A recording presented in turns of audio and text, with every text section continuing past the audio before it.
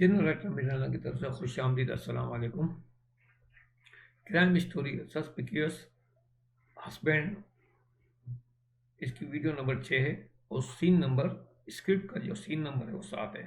وقت دن، مقام SIB office, کردار چیف زارا علی.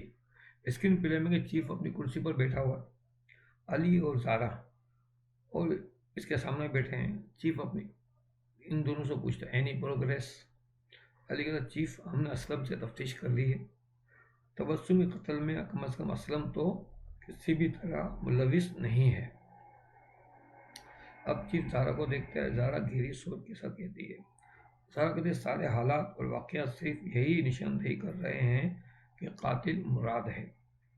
چیف کہتا ہے، تو پھر دیر کس بات کی، مراد کو اریسٹ کر لیں. زارا کہتے چیف اس ساری کہانی میں ایک خاموش کردار ہے، ابھی وہ سامنے نہیں آیا. چیف حیرت سے پوچھتا، کون ہے وہ؟ زارا کہتی، تبسم کی دوست اینی. علی حیرت سے پوچھتا ہے، اینی یہ کہاں سے آ گئی؟ چیف کہتا، یس. زارا، مجھے تبسم کے موبائل فون سے اینی کا نمبر ملا ہے. تبسم نے سب سے زیادہ کال اسی اینی کو کی ہے. چیف، اوکے، اسے یہاں بلا لو. زارا، رائٹ سر.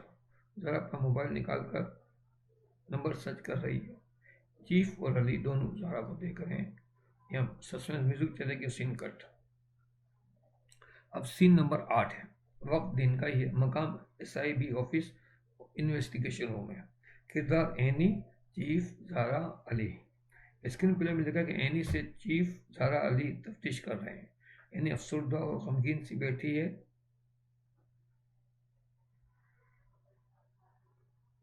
ہوئی اور انہیں وہ بول بھی رہی ہے، کچھ باتیں بتا رہی ہیں. یعنی افسردگی سے کہتی ہے کہ تبسم میری بہت اچھی دوست تھی. مراد ایک شکی مزاج آدمی ہے. اس نے تبسم کی زندگی جہنم بنا دی ہے. چیف، ایک منٹ. اینی چونکا چیف کی طرف دیکھ کر، جی. چیف کہتا، تبسم اور مراد کی شادی کو تو صرف 1 مہینہ ہی ہوا تھا، اس میں شک اتنی جلدی کیسے آ گیا؟ تو اینی کہتی ہے، مراد کے دوست اسلم کی بیوی کا واقعہ ہوا تھا اور اسلم نے اپنی بیوی کو طلاق دے دی تھی. علی، او یس، اس واقعے کا اثر مراد پر ہوا ہوگا. اینی، کچھ تو اس واقعے کا اثر تھا، کچھ وہ خود بھی کافی شکی مزاج تھا. یہ بات مجھے تبسم نے خود بتائی تھی. تبسم ہر بات مجھے فون پر بتایا کرتی تھی. یہ پہلا واقعہ اس وقت ہوا جب وہ دونوں باہر کھانا کھانے گئے تھے. اب فلیش بیک کا سین ہے. یہ تبسم فلیش بیک کا سین سنا رہی ہے. اب فلیش بیک کا سین آ گیا. سین نمبر یہ 8A ہو گیا. وقت رات کا ہے. مقام مراد کا بنگلہ. کردار تبسم اور مراد. اسکرین پلے. مراد اور تبسم باہر کھانا کھا کر گھر واپس آئے ہیں. ڈرائنگ روم میں داخل ہو کر ہنستے مسکراتے باتیں کرتے ہیں. دب سے صوفے پر بیٹھتے ہیں. تھک چکے آئے ہیں. تبسم، مجھے اس طرح انجوائے کرنا بہت اچھا لگتا ہے.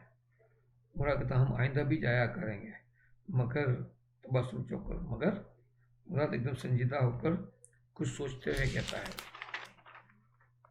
مراد کہتا، وہاں 2 مرد تمہیں گھور گھور کر دیکھ رہے تھے. مجھے بہت غصہ آ رہا تھا. میرا جی چاہ رہا تھا کہ میں ان دونوں کی آنکھیں نوچ لوں. تبسم بھی سنجیدہ ہو کر مراد کو سمجھاتے ہوئے رہے.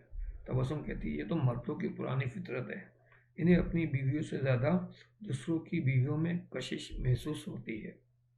پھر ایک ٹھنڈی سانس لے کر، ہم عورتیں تو صدیوں سے مردوں کے اس دو رخی رویوں کو برداشت کرتی چلی آ رہی ہیں. مراد کو سوچ کر، میں چاہتا ہوں کہ آئندہ تم میرے ساتھ باہر چلو تو پورے حجاب میں چلا کرو. تبسم گھبرا کر مراد کو دیکھتی ہے. مراد سنجیدگی سے اس کی طرف دیکھ رہا ہے. تبسم کہتے، کیا آپ کو مجھ پر بھروسہ نہیں ہے؟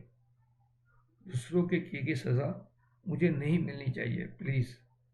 مراد کہتا، اوکے، تو پھر ہم باہر سے کھانا آرڈر کر کے گھر میں ہی کھایا کریں گے. مراد یہ الفاظ سخت لہجے میں کہہ کر جیسے اپنا فیصلہ اس نے صادر کر دیا. اور اٹھ کے چلا جاتا ہے۔ تبسم حیرت سے مراد کو جاتے ہوئے دیکھ رہی ہے۔ یہاں پہ سسپینس میوزک چلے گا اور سین کٹ اور فلیش بیک ختم۔ آگے سین نمبر 8B ہے، وہ انویسٹیگیشن کا ہے، تو اس سین کو ہم آئندہ ویڈیو میں پڑھیں گے۔ تو اگلی ویڈیو تک کے لیے اجازت دیجیے۔ اللہ حافظ و ناصر۔